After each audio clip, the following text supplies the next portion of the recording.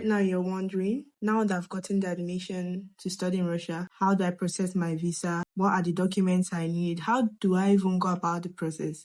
In this video, you're going to learn all the documents you need to process your visa to study in Russia. Stay tuned. Good day, new and existing subscribers. Welcome to DreamDesk Education. This is our YouTube channel where we tell you everything you need to know about studies abroad, especially in Russia. Now let's dive in. So what are the documents you need to process your visa to study in Russia? The first document you need to process your visa to study in Russia is your passport. We always say that. Your passport is your primary identity, and that's the main document used to issue visa. So what do you provide? You have to provide the original passport and then copies of your data page, maybe like 2 copies of your data page. And it should be valid not less than 6 months beyond intended stay, or 6 months to your visa expiry. It should be in good condition, and there should be at least blank visa pages for future visa stamps. The second one you need is your acceptance letter. Acceptance letter from the university indicating that you've been admitted. This is the basis for a student visa in Russia. So what do you need to provide when it comes to acceptance letter? Your original or official scanned copy from the university. It should show your name, your program, start and end dates, and your tuition status, indicating if you've paid or not. The next document you need is your invitation letter. The invitation letter is specifically a document that authorizes visa processing for an admitted student. It's gotten from your school. Your school is supposed to issue an invitation letter to you. What do you need to provide for your invitation letter? Provide an original copy of your invitation. It should contain your registration number for the school, your visa type, dates, and issuer stamp. The next is your medical certificate. Please, this should be gotten from a federal hospital. This medical certificate is supposed to indicate that you meet entry requirements in terms of health, that you are free from diseases such as HIV, HPV, tuberculosis. But it is important for you to always confirm the required tests with your embassy or with your consulate. Now, what do you need to provide? You need an original certificate. It should be issued by an approved federal clinic. Most importantly, it should be issued by a recognized clinic or hospital that is acceptable to your consulate or your embassy. Next is your O-level certificate or your previous degree certificate. What's the purpose of this? It's proof of prior education, which indicates that you're eligible for the next program. If you're going for master's, you definitely need your bachelor certificate. If you're going for bachelor's, you need your O-level certificate, and in that order, it's just to prove that you're eligible for the next program.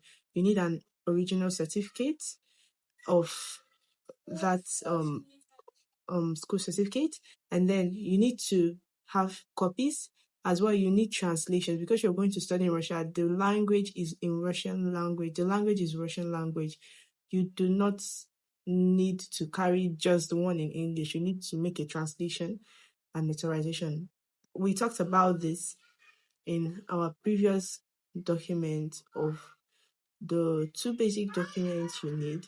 We talked about the legalization and notarization process. We said you can notarize and legalize your documents in your embassy. You can also do that through someone that stays in Russia. You can do it through DreamDesk Consulting. You handle these processes. So you need to have a legalized and notarized, a translated and legalized copy of your original certificate, your original school certificate. Now, proof of funds is the next. What's the purpose? The purpose of proof of funds is to show that you can actually cover your tuition and living costs. This comes in when there is no indication in your invitation acceptance letter that you're being funded by the university or that you're under a scholarship. In terms of this, you're supposed to provide these documents to be safe, to be on the safe side. Most times you're not asked if you have official university visa support. But then if you do not have this, and then you just want to be on the safe side, you have to have your proof of funds. Now, proof of funds can come in different ways. It can come in form of bank statements, your recent bank statements, like last 1 to 3 months. It can come in form of tuition fee receipts.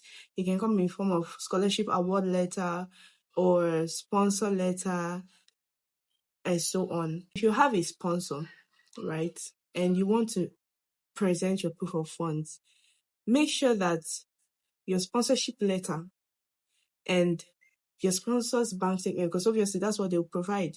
So make sure that your sponsorship letter and your sponsor's bank statement, they bear the same name, in order not to raise suspicions or bring about lack of correlation of documents or information or data. You should ensure that these names are in the same order in the sponsorship letter and then in the bank statement. That's all for proof of funds. The next is your passport photo. That's just your passport photograph. For different countries, there are different dimensions. For Russia, it's 3x4 size. The size is 3x4. So you should, I'm speaking on a general basis for anyone who wishes to travel abroad, you should make sure that for your visa processing, you inquire what size of passport you need. So this is used on your visa application form and visa sticker. You should have plain background, neutral expression. Don't be smiling. Nobody's smiling with you. No one's smiling with you. So just neutral expression, plain background. Your face should be, your ear should be visible. It's, this crazy rules up and down for passport. Ear visible, neutral expression, plain background. And just dress decently, yeah. In order to round this up, this is actually all you need, all the documents you need to process your visa to come to Russia. Now, it's important that you bring originals and copies, then certified translations when needed. You know the documents where you need translation, like your passport and your school certificate. You need translations for this. I think you also need translation for medical certificate. Yes, you need translation for your medical certificate. Make sure you bring your translations and notarization, translated documents and notarized documents. When you translate, then you notarize. Then before you do anything, if you're watching this video and you're not specifically looking at studying in Russia, then you have to confirm country-specific formats. Like there are things that could be specific to the country you're going to that Russia doesn't agree with. So you have to actually confirm that. And that is all. If you get these things, now that you have your admission, get these documents ready, get yourself ready for your visa interview.